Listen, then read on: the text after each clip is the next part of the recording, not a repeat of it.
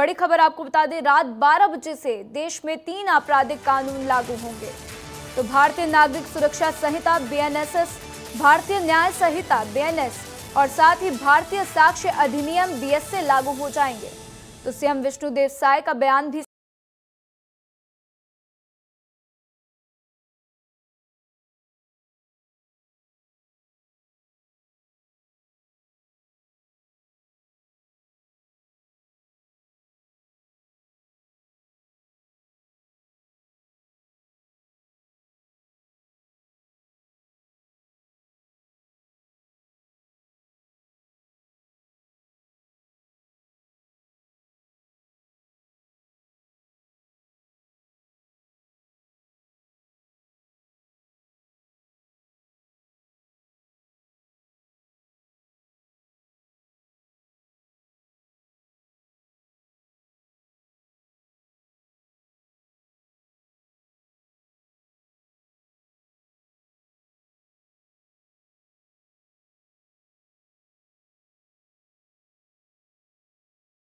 विष्णुदेव साय का कहना है कि 1 जुलाई का दिन देश के लिए ऐतिहासिक दिन है और आज से देश में 3 नए कानून लागू किए जा रहे हैं।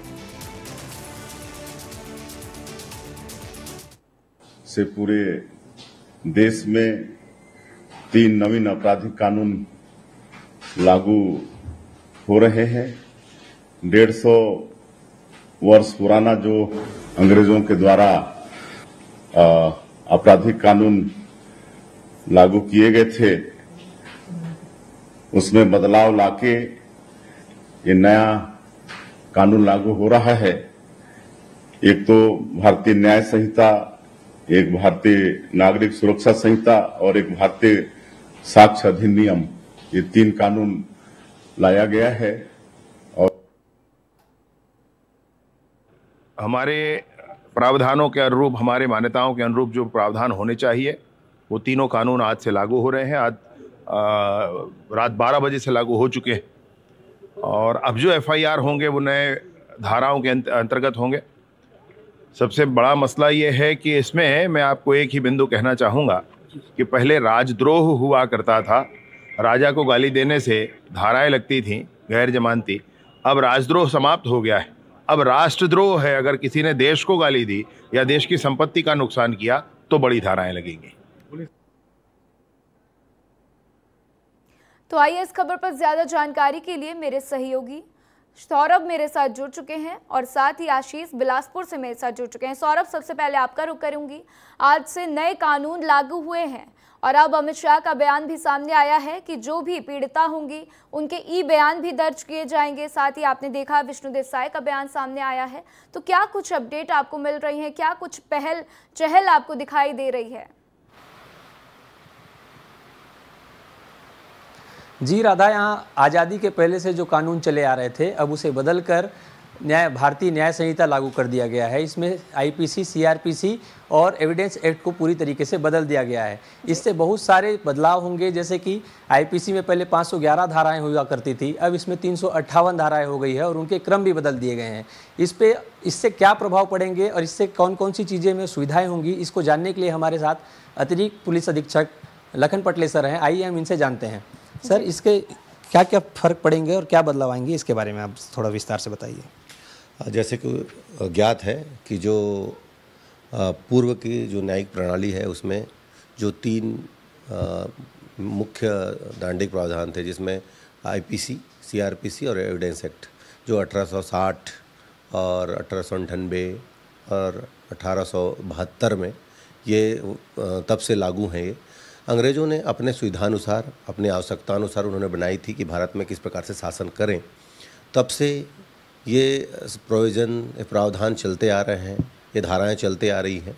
इसमें संशोधन किया गया है, जो आवश्यक नहीं थे उनको कम किया गया है। जैसे 511 धाराएं IPC की थी, उसको 358 किया गया है। वैसे ही CRPC में धाराएं बढ़ी है, वैसे ही एविडेंस एक्ट में धाराएं बढ़ी हैं। तो निश्चित रूप से प्रक्रिया और भी बढ़ी हैं कि प्रक्रियाओं में, जैसे आज हम इलेक्ट्रॉनिक ज़माने में जी रहे हैं, इलेक्ट्रॉनिक युक्तियाँ आ चुकी हैं और सब चीज़ ऑनलाइन है, लोग ऑनलाइन ख़रीदारी कर रहे हैं। तो निश्चित रूप से ऑनलाइन होने के कारण जो इलेक्ट्रॉनिक युक्तियों का उपयोग साक्ष्य के रूप में उसको ग्रहण, कोई भी गवाह है उसका न्यायालय जाने की ज़रूरत नहीं पड़ेगी, एक निश्चित जगह पे उसको उपस्थित होना पड़ेगा जहां वो है, और वीडियो कॉन्फ्रेंसिंग के माध्यम से वो अवेलेबल हो सकते हैं। वैसे ही कोई डॉक्टर जिसको बयान देना है वो वीडियो कॉन्फ्रेंसिंग के माध्यम से कर सकता है। तो इस प्रकार से बहुत सारी चीज़ों को CRPC में जोड़ा गया है। IPC में जो काम के नहीं थे, जो अंग्रेज़ों के हिसाब से बनाए गए थे, उसको कम किया गया है। वैसे ही एविडेंस एक्ट में बहुत सारी नई चीज़ें जोड़ी गई है जो वर्तमान आवश्यकता अनुसार थी। तो निश्चित रूप से कानून में संशोधन हुआ है और परिवर्तन हुआ है और आधुनिक तकनीकी चीज़ें आई हैं। इसमें जो सभी प्रक्रियाओं को और अधिक पारदर्शी बनाया गया है ताकि सबको पता चले कि क्या हो रहा है, क्या चल रहा है। साथ ही जवाबदेह बनाया गया है, जिसमें पुलिस को भी जवाबदेह बनाया गया है, न्यायालय को जवाबदेह बनाया गया है, प्रशासन को जवाबदेह बनाया गया है। तो सभी जो इकाइयां हैं जो न्यायिक तंत्र में संलग्न हैं, अभियोजन को जवाबदेह बनाया गया है। तो निश्चित रूप से जवाबदेही बढ़ेगी, पारदर्शी होने से लोगों में न्याय के प्रति विश्वास जगेगा।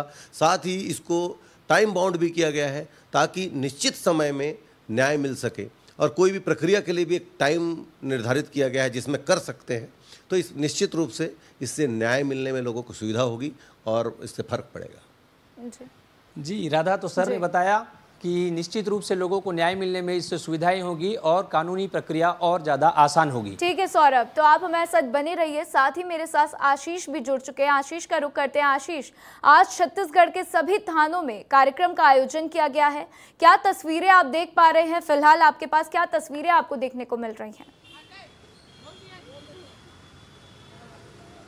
जी राधा, बिलासपुर में सिविल लाइन है, सबसे बड़ा थाना है। मेरे पीछे आप देख सकते हैं ये पूरी तरह सजा हुआ है, सेल्फी जोन बना हुआ है। और आज जो नए कानून लागू हो रहे हैं, एक लाइन में मैं बताता हूं कि दंड संहिता से न्याय संहिता की ओर, जो बिलासपुर में इस बात का प्रचार बड़ी तेजी से किया जा रहा है। यहाँ के एसपी है रजनेश सिंह, एडिशनल एसपी अर्चना झा और एडिशनल एसपी उमेश कश्यप। इनके निर्देशों पर देखिए कितना बेहतर किया गया है थानों में कि आज कम से कम जो लोग आए वो जानकार बन सके जो है नए कानून को लेकर, जो नई प्रक्रिया है उसको लेकर।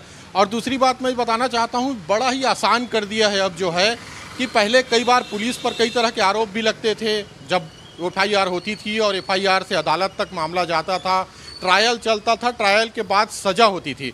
तो इन नए प्रावधानों के, नए कानूनों के जुड़ने से कम एक सरलीकरण हुआ है। जो टेक्नोलॉजी है नई तरह की हमारे देश में, उसका इस्तेमाल जो है FIR से लेकर चार्जशीट तक हर चीज़ों में करने का निर्देश है और कई इसमें तमाम बातें हैं। तो कुल मिलाकर राधा, एक लाइन में समझा जा सकता है कि नागरिकताओं को उनका हक देने के लिए, उनके संविधान में जो चीज़ें बनाई गई है, जो दी गई है हमारे देश ने, उसको लेकर के यहाँ जो है एक बिलासपुर में या पूरे छत्तीसगढ़ में या पूरे देश में कह सकते हैं एक बेहतर माहौल नए कानून को लेकर दिया जा रहा है। लगभग कितने बजे आशीष इस कार्यक्रम का आयोजन होगा, क्योंकि तैयारियां तो लगभग पूरी हो गई हैं?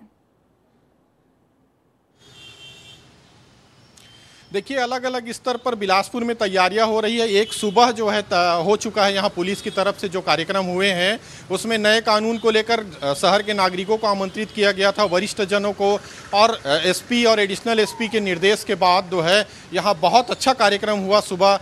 और इसके अलावा अब थानों में चूंकि जागरूक करना है लोगों को, क्योंकि आम लोगों से जुड़ा मसला है, ये मामला है, तो थानों में जो है CSP स्तर पर, अभी मैं जहाँ खड़ा हूँ सिविल लाइन में, वहाँ पीछे जो है CSP मौजूद है। आशीष, मेरे पास समय कम है तो मैं अब खोमन का रुख करना चाहूंगी। खोमन भी हमारे साथ जुड़ चुके हैं रायपुर से। खोमन, क्या कुछ आप वहां पर देख पा रहे हैं? नए कानून को लागू किया गया है, मुख्यमंत्री का बयान सामने आया, बिलासपुर के हमने तस्वीरें देखी, वहां पर तैयारियां तेज हैं। फिलहाल आपके पास क्या अपडेट है? देखिए राधा, राजधानी रायपुर में जगह जगह कार्यक्रम किए जा रहे हैं और नए कानून को लेकर जागरूकता चलाई जा रही है। हमारे साथ अमन सर हैं, उनसे ही बातचीत कर लेते हैं। सर, पूरे राजधानी रायपुर में अलग अलग तरीके से कार्यक्रम कर रहे हैं आप लोग? जी, चूँकि आज जैसा कि आपने बताया 3 नए क्रिमिनल लॉज इम्प्लीमेंट हुए हैं, तो उसके बारे में जागरूकता लाना ज़रूरी है, क्योंकि अभी नया है तो पुलिस में, न्यायालय में, वकीलों में, आम जनता में, जनप्रतिनिधियों में इसके बारे में कई सवाल हैं, कई क्वेश्चंस हैं कि क्या परिवर्तन हुए हैं, क्या निरंतरता है। तो उन चीज़ों के बारे में लोगों से बात करने के लिए, अगर किसी का कोई डाउट हो तो उसको डिस्कस करने के लिए, क्या महत्वपूर्ण परिवर्तन हुए हैं उनको डिस्कस करने के लिए ये पूरे शहर में, पूरे ज़िले में ये इस प्रकार के, और मेरे ख्याल से पूरे राज्य में इस प्रकार के कार्यक्रम किए जा रहे हैं। सर, ये जो नया कानून आया है, पुलिस को किस तरीके से चुनौतियों का सामना करना पड़ेगा और किस तरीके से सरल होगा सर ये? देखिए, सरल तो कई तरीके से होगा। जैसे कि जो उदाहरण मेरे माइंड में सबसे पहले आता है वो है समन्स की तामीली को लेके। आप इलेक्ट्रॉनिकली समन्स की तामीली कर सकते हैं अब। तो आपको जैसे कि उदाहरण के तौर पे व्हाट्सएप, अगर आपने नंबर लिया है किसी का और उस पर व्हाट्सएप चालू है तो आप व्हाट्सएप पे उसको फॉरवर्ड कर सकते हैं। इससे क्या है कि न्यायिक प्रक्रिया में काफ़ी तेज़ी आएगी। अब पहले ऐसा होता था कि अगर आरोपी फ़रार है तो चार्जशीट पेश होने के बाद भी ट्रायल नहीं होता था, लेकिन अब क्या है, एक्स पार्टी ट्रायल हो सकता है। तो ऐसे कई बदलाव हैं जिससे पुलिस को सरलता होगी। कुछ चैलेंजेस बस यही हैं कि चूँकि परिवर्तन इतना महत्वपूर्ण है और इतने व्यापक स्तर पे हुआ है तो उसको समझने में, प्रैक्टिस में लाने में, मसल मेमोरी में लाने में थोड़ा समय लगेगा। तो आपने सुना राधा किस तरीके जी सर हैं वो बता रहे हैं कि किस तरीके से पुलिस के सामने चुनौती भी है और सरलता किस तरीके से आने वाली है। राधा जी खोमन, ठीक है, तो हमारे साथ आप सभी का जुड़ने के लिए बहुत बहुत शुक्रिया। मेरे साथ सौरभ, खोमन और साथ ही आशीष दुबे हमारे साथ जुड़े थे। तो आप सभी का हमारे साथ जानकारी साझा करने के लिए शुक्रिया।